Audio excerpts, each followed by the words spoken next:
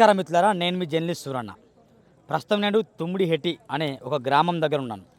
అయితే మీకు వెనక జనాలు కనిపిస్తున్నారు కదా. ఈరోజు చెన్నూరు ఎమ్మెల్యే గడ్డం వివేక్ గారు, అదేవిధంగా కొల్లాపూర్ ఎమ్మెల్యే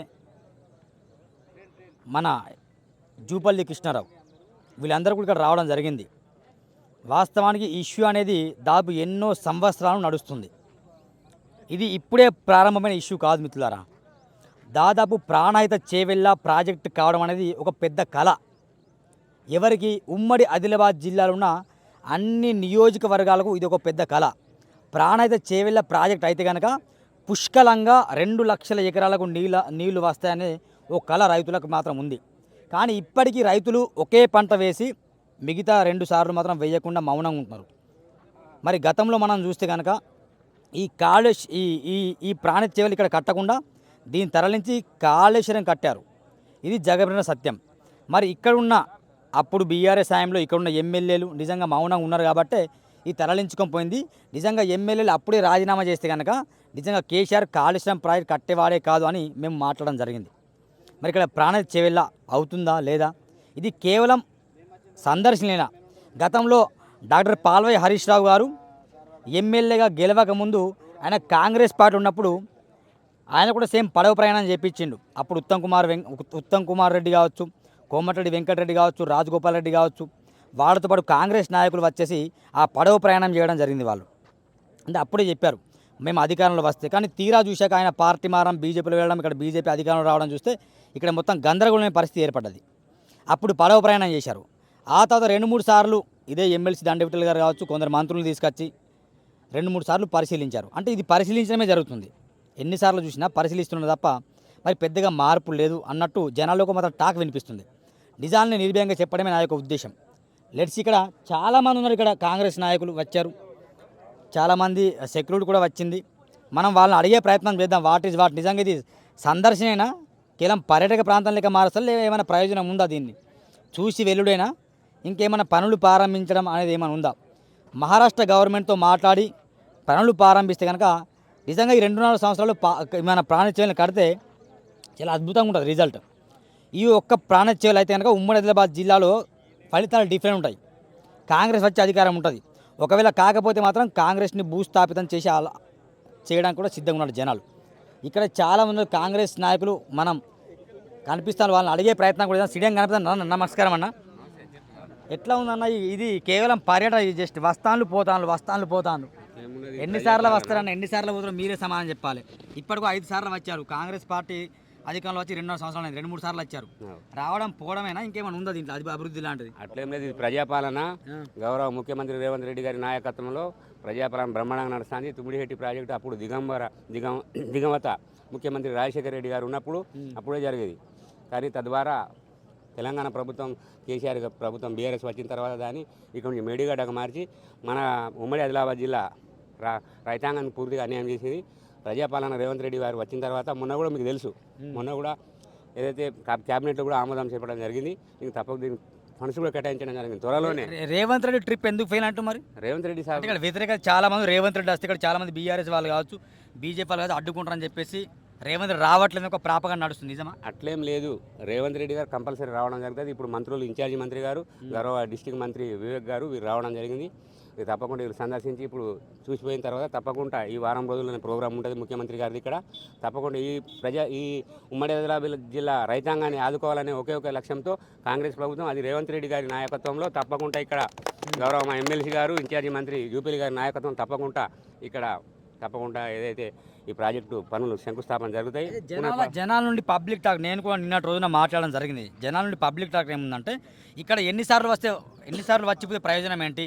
అటు మహారాష్ట్ర గవర్నమెంట్ నుండి ఒప్పందం సరిగా లేదు కదా, వెళ్ళి అక్కడ పర్యటన చేయాలి కదా, ఇక్కడ ఎందుకు 10 సార్లు అనుకో జనాలు టాక్ ఉంది. ఆల్రెడీ మహారాష్ట్ర ప్రభుత్వంతో ఒప్పందం జరిగింది. వాళ్ళు క్లియరెన్స్ ఇచ్చిండ్రు 50 మీటర్స్ ఎత్తుకు 150 దానికి ఇచ్చారు. కాబట్టి తప్పకుండా ఇక్కడ ఏదైతే ప్రాజెక్టు జరుగుతుంది, ఇక్కడ తప్పకుండా ఈ ప్రాంతం రైతాంగాన్ని ఆదుకోవాలన్న ఒకే ఒక సంకల్పంతో అప్పుడు కాంగ్రెస్ ప్రభుత్వమే దీన్ని చేపట్టడం జరిగింది, మీకు అందరికీ తెలుసు.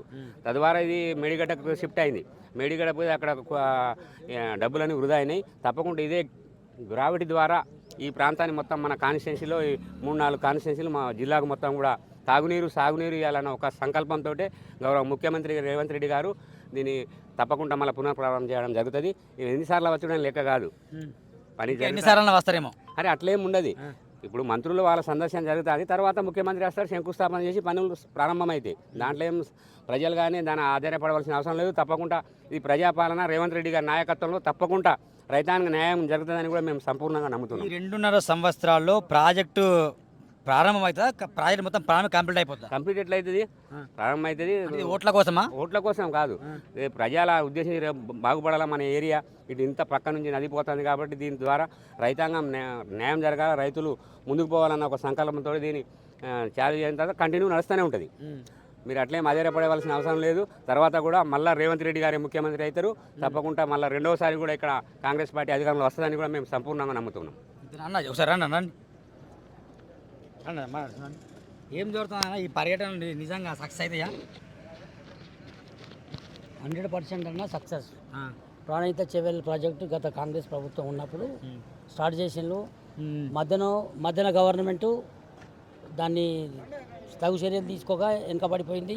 ఇప్పుడున్న గవర్నమెంటు తప్పకుండా ప్రాజెక్టు ఎట్టి పరిస్థితుల్లో అయితే రేవంత్ రెడ్డి దగ్గర కోసిన పైసలు లేవంటారు. పైసలు ఎట్లా పెడతారు ప్రాజెక్టుకి? గవర్నమెంట్ చేస్తుంది. ఎట్లా చెప్పాలి? బడ్జెట్ వాళ్ళు తయారు చేస్తారు. కంపల్సరీ ప్రాజెక్టు తయారవుతుంది అన్న, ఖచ్చితంగా అవుతుంది.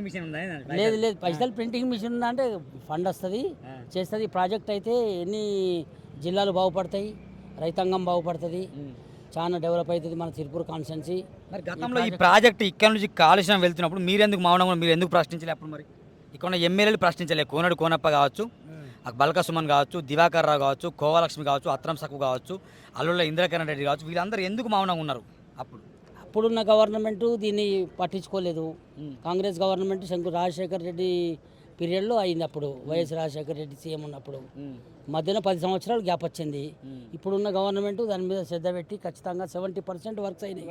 ఉన్న 30% ఉంది, 30% ఉంది ఉన్న వర్క్స్ ఖచ్చితంగా చేయాలని ఆదరణతో ఖచ్చితంగా ఈ ప్రాజెక్టు 101% అవుతుంది. ఈ గవర్నమెంట్ 2 సంవత్సరాలలో పూర్తి చేసి తీరుతుంది. జనాలు పేపర్ ప్రకటనలకు మాత్రమే, ఇది సందర్శన మాత్రమే, కేవలం జూటా మాటలు మాత్రమే, ఇది జరగని పని, ప్రారంభిస్తారు ఓట్ల కోసం మళ్ళీ డ్రామా మొదలు పెడతారనే ఒక కాన్సెప్ట్ మాత్రం బలంగా వెళ్తుంది. లేదు 100% ప్రాజెక్టు ఖచ్చితంగా నిర్మాణం చేపడతారు. ప్రాజెక్ట్ అవుతుంది 70% అయి తీరుతుంది. అయి తీరింది. ఇప్పుడు మిగతాది కూడా చేస్తారు కంపల్సరీ 100% ఖచ్చితంగా. ఎగ్నెస్ట్ పార్టీ వాళ్ళు ఎన్నో మాట్లాడతారు, ప్రతిపక్ష వాళ్ళు ఎన్నో మాట్లాడతారన్న. ఖచ్చితంగా కాంగ్రెస్ పార్టీ అనేది ఖచ్చితంగా బలంగా ఉన్నది. గత 15 సంవత్సరాలు రాజశేఖర్ రెడ్డి ఉన్నప్పుడు ఖచ్చితంగా ఆయన కాంగ్రెస్ పార్టీ ఖచ్చితంగా చేయాలనుకున్నాడు.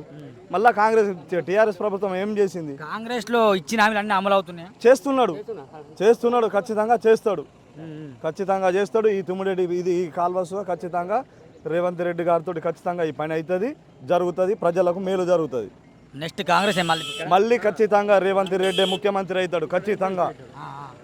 ఖచ్చితంగా ముఖ్యమంత్రి ఆయన అవుతాడు. తీవ్రమైన వ్యతిరేకం ఉంది కదా, ఎట్లా అవుతారని ప్రతిపక్ష వాళ్ళు ఎన్నో మాట్లాడతారు.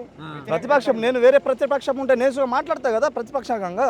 ఖచ్చితంగా సన్నబియ్యం గత 10 సంవత్సరాలు టీఆర్ఎస్ ప్రభుత్వం చేసింది. గత 10 సంవత్సరాలు టీఆర్ఎస్ ప్రభుత్వం ఒక రేషన్ కార్డు ఇవ్వాలి, ఒక డబుల్ బెడ్రూమ్ ఇవ్వాలి, ఇచ్చిందా? ఇయ్యలే కాక డబుల్ బెడ్రూమ్ కూడా కాంగ్రెస్ కార్ ఇస్తామని మాట ఉంది. ఎగ్జాంపుల్ కాంగ్రెస్ కాదు, ఖచ్చితంగా ఇల్లు లేని ఇస్తున్నారు. ఇప్పుడు ఎగ్జాంపుల్ విక్రమ్ కూడా కాలనీ ఉంది గోండాపేట్ల, అక్కడ 70 ఇల్లు ఉంటాయి, అక్కడ ఒక్క ఇల్లు రాలే. ఎందుకు రాలే మరి? అక్కడే మనకి ఎట్లా ఇచ్చిండ్రు? ఎగ్జాంపుల్ ఏం లేదు. ఇందిరమ్మ కాంగ్రెస్ కార్యకర్తలకు ఇస్తున్నారు. కాంగ్రెస్ ప్రతి ఒక్కరికి ఇస్తున్నారు, అందరికి ఇచ్చిండ్రు, గరీబులకు ఇచ్చిండ్రు. ఖచ్చితంగా కాంగ్రెస్ ప్రభుత్వం నిరుపేదలకు ఇస్తున్నది. సన్న బియ్యము ఏ ప్రభుత్వం ఇచ్చింది ఇంతవరకు? 10 సంవత్సరాల రాజకీయం టీఆర్ఎస్ ప్రభుత్వం చేసింది. ఒక రేషన్ కార్డు అని ఇచ్చింది 10 సంవత్సరాలలో. మన రేవంత్ రెడ్డి వచ్చిన తర్వాత ప్రతి ఒక్కరికి అనే రైతుకు ఖచ్చితంగా నిరుపేదకు రేషన్ కార్డు వచ్చింది, సన్న ఇంటింటికి ఇల్లు వచ్చింది, బోనస్లు వస్తున్నాయి 5 సంవత్సరాలు. ఇప్పుడు 2 రూపాయలు రుణమాఫీ అయింది. రైతు బంధు కౌలు బంధు అని చెప్పింది కదా రేవంత్ రెడ్డి. కౌలు బంధు ఎట్లా ఇస్తారు? వస్తున్నాయి కదా నిజం చెప్పండి అది అన్ని సాధ్యంగా మనం అనుకున్నట్టేది కాదు. ప్రతిపక్ష పాలు అన్న వాస్తవం అన్న నిజం ప్రతిపక్ష పాలు ఎన్నో మాట్లాడతారు, అయితే జరుగుతూనే ఉంటాయి అన్ని. ఇంకా ఏటా 2 లక్షల ఉద్యోగాలు అని చెప్పిండు. ఇస్తాడు. 10 సంవత్సరాలు ఉన్నారు. 10 సంవత్సరాలు నిజమే నిజమే అంటే ఇంటికి ఒక 10 సంవత్సరాల పట్టున్న ఇదే ముఖ్యమంత్రి ఏమీ గవర్నమెంట్ ముఖ్యమంత్రి నిరుపేదకు 3 ఎకరాల భూమి ఇస్తా అన్నాడు. ఇచ్చిండా? దళితులు ముఖ్యమంత్రి చేస్తాడు. చేసిండా? చెయ్యలేడు. మాయమాటలు చెప్పిన కేసీఆర్ బీఆర్ తెలంగాణ అని చెప్పి తెలంగాణ ఇచ్చిన సోనియా గాంధీ గారు ఇచ్చింది మన డిసెంబర్ 9వ తారీఖు నాడు ఇచ్చింది మన సోనియా గాంధీ మనకి ఇచ్చింది తెలంగాణ. ఆయన విలీనమైతున్నాడు. విలీనం కాలేడు. నిరుపేదకు 3 ఎకరాల భూమి చేయలేడు. డబుల్ బెడ్రూమ్ చేయలేడు. ఎలాంటి సేవ చేయలేడు ఆయన. ఎందుకంటే ఆనాడు రాజశేఖర్ రెడ్డి గారు ఇవాళ శంకుస్థాపన చేసిండు. 1973లో సర్వే జరిగింది ఇందిరాగాంధీ ఉన్నప్పుడు. ఆనాడు నుంచి ఇక్కడ మరి ఇందిరాగాంధీ ఎందుకంటే మన చేసిన సర్వే ప్రకారంగా రాజశేఖర్ రెడ్డి గారు ఇక్కడికి వచ్చి శంకుస్థాపన చేసిండు. శంకుస్థాపన చేస్తే ఈ ఆదిలాబాద్ జిల్లా, ఉమ్మడి జిల్లా, అడవుల జిల్లా, ఆదివాసుల జిల్లా వీళ్ళకి అక్కడికి రావకుండా చేద్దాము అని చెప్పి మేడిగడ్డ ఆ కమిషన్ గురించి కార్యక్రమం తీసుకుపోయిన ఘనత. ఇప్పుడు ఎందుకు మౌనంగా ఎందుకు ఎమ్మెల్యే మనకు అధికారం లేకుండే వాళ్ళకి అధికారం వచ్చింది. ఆ అధికారం ఎమ్మెల్యే చెప్పన్నా, ఆ అధికార ఎమ్మెల్యే ఎవరు చెప్పన్నా, బీఆర్ఎస్ నుంచి గెలిచిన వాళ్ళు కాదు. ఈ ముగ్గురు ఐక్యరెడ్డి గారు, ఈ కోనప్ప గారు వేరే పార్టీ నుంచి గెలిచి ఒక పదవిత్త పోయిన వాళ్ళు, లొంగిపోయిన వాళ్ళు వాళ్ళు. కాబట్టి వాళ్ళ లొంగిపోయిన మాటలు, వాళ్ళ మాటలు విని, కేసీఆర్ మాటలు విని వాళ్ళకు లొంగిపోయిన వాళ్ళు కానీ తప్పి ఈ ఆదిలాబాద్ జిల్లాకు అన్యాయం చేస్తాం, అన్యాయం చేయాలి నా మాట అని చెప్పి కేసీఆర్ చెప్పిండు. ఇలా రైతుకు గిట్టుబాటు అయిన ధర వడ్లేయద్దన్నాడు. ఇదే కేసీఆర్ చెప్పిండు. వారి సొంత పొలంలో వడ్లేసుకొని 4,300 రూపాయల క్వింటల్ అమ్ముకున్నాడు. వడ్లేయద్దని చెప్పిన ఘనత కేసీఆర్. ఇలా రైతులకు అన్యాయం చేసిన వ్యక్తి కేసీఆర్. ఆదిలాబాద్ జిల్లాకు, ఆదివాసుల జిల్లాకు అన్యాయం చేసిన వ్యక్తి కేసీఆర్. అన్యాయం మోసం చేసిన వ్యక్తి కేసీఆర్ కూడా చెప్తున్నాం.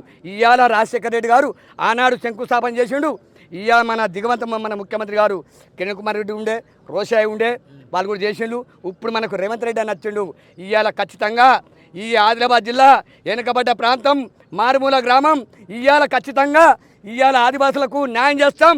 ఇవాళ ప్రాజెక్ట్ చెప్పి బయట పోయే నీళ్ళు తీసుకొచ్చి స్వచ్ఛ శామలు చెప్పించి ఈ ఆదిలాబాద్ జిల్లా కాకుండా హైదరాబాద్ ఆదిలాబాద్ కాంగ్రెస్ అడ్డగా మారుస్తారా? అడ్డగా మార్చు కాదు, అడ్డగా మారుతాం. జీవితంలో బలమైన ప్రతిపక్షాలు ఉన్నాయి. కోరేడు కోనప్ప, ఆర్ఎస్ పైన ఇద్దరు కూడా ఉన్నారు కదా. ఇక్కడ ఇద్దరున్నా కూడా చెప్పనా, deposit no, sarpanch no, ward number no, ఇక్కడ నిలిచే శక్తి లేవు. దత్త తీసుకున్న గ్రామ పంచాయతీ ఇది కోనప్ప. దత్త తీసుకున్న గ్రామ కమిషన్కి ఒక వార్డ్ నెంబర్ గెలవలేదు, ఒక సర్పంచ్కు 40 ఓట్లు, ఒక వార్డ్ నెంబర్కి 20 ఓట్లు. ఇవాళ ఏకపక్షంగా గెలిచిన వ్యక్తి ఇవాళ కాంగ్రెస్ ప్రభుత్వం అని కూడా మేము చెప్పడం జరుగుతుంది. ఇవాళ ఇక్కడ అత్యుతానికి వాళ్ళకు లేదు. కేసీఆర్కి ముఖం లేదు, వాళ్ళ కుటుంబానికి హరీష్ రావుకు లేదు, ఆయన సంతోష్ కుమార్ ఆయన సద్దగుని కొడుకు వానికి లేదు, కవిత కూడా లేదు. ఇవాళ ఖచ్చితంగా ఎందుకంటే రేవంత్ అన్నకు ఉంది, ఇవాళ సోనియా గాంధీకి ఉంది, మా రాహుల్ గాంధీకి ఉంది. ఈ ఆదిలాబాద్ జిల్లాకి ఎందుకంటే ఆదుకునే వ్యక్తులు వాళ్ళు, ఆదివాసుల జిల్లాను మార్చడానికి వాళ్ళు, నీటిని తీసుకొచ్చి స్వచ్ఛమైన పంటలు పండించే వాళ్ళు తప్ప విక్తా బిల్తో ఏం కాదు. అయిపోయింది. ఉసిరగిల్లా వీళ్ళు బీకినట్టే. వీళ్ళు బీకిళ్ళు ఇలా రాదు. అసెంబ్లీకి రాలే, అసెంబ్లీకి వచ్చే దమ్ము లేదు, అసెంబ్లీలో మాట్లాడే దమ్ము లేదు. శాతకాని వ్యక్తులు వాళ్ళు. ఇదాన్ని ముఖ్యంగా ఫైర్ అవుతున్న కాంగ్రెస్ లీడర్స్ నిజంగా కాంగ్రెస్ లీడర్స్ కాదు, ఓటర్స్ ఖచ్చితంగా కాంగ్రెస్ కావాలంటే తీవ్రమైన వ్యతిరేకత బీఆర్ఎస్ కూడా ఉందా? బీఆర్ఎస్ వాళ్ళు మా మీద ఎన్నో చెప్తారు. బీఆర్ఎస్ లేకుండా బీఆర్ఎస్ చేసిన పని ఒక్కసారి చూపెట్టండి మాకు. బీఆర్ఎస్ ఏం చేసింది? ఏమీ చేయలే. బీఆర్ఎస్ చేయది కూడా. వాళ్ళ సొత్తు వాళ్ళది కాపాడుకోవడానికి, వాళ్ళు సంపాదించుకోవడానికి ఇది చేస్తున్నారు. కాంగ్రెస్ ప్రభుత్వం ఖచ్చితంగా న్యాయం చేస్తుందని మాకు రైతులకు పక్కది. మళ్ళీ అడిగే ప్రయత్నం విధానం ఇటువైపు చాలా మందిని.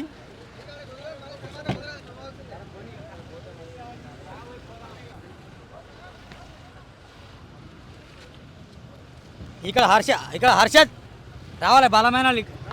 ఇక్కడ మనం అడిగే ప్రయత్నం చేద్దాం. హర్షద్ అన్న, ఇది ఏంది ఈ ట్రిప్పులన్నీ ఎందుకు డ్రామా ట్రిప్పులని నేనంట, మీరేమంటారు దానికి?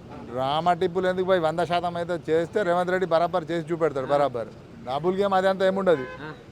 ఇంతకుముందు టీఆర్ఎస్ గవర్నమెంట్లో చెప్పిండ్రు దళిత బంధు ఊరికి ఎందరు ఉంటే అందరికి ఇస్తామని చెప్పి ఊరికి ఒకటి ఇచ్చిండ్రు. అది కూడా కార్యకర్తలకు టీఆర్ఎస్ చెంచగాళ్ళకి ఇచ్చిండ్రు అంతే.